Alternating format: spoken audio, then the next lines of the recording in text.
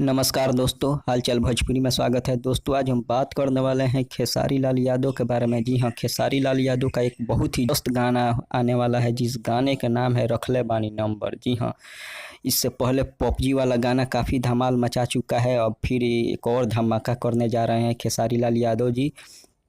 और वही टीम जो कि पबजी वाला गाना लिखा था, वही टीम फिर एक बार धमाल में तैयार है। जी हाँ, गाने का बोल है रखले बानी नंबर। जी हाँ, रखले बानी नंबर। और इसे गाए हैं खेसारी लाल यादव और अंतरा सिंह प्रियंका।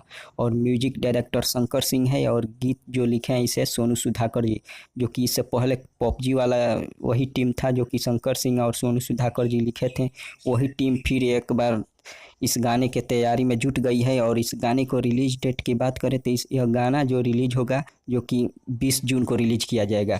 आप लोग तैयार रहिए। जिस तरह पबजी वाले गानों को प्यार दुलार दिए, उसी तरह इस गाने को भी प्यार दुलार दें।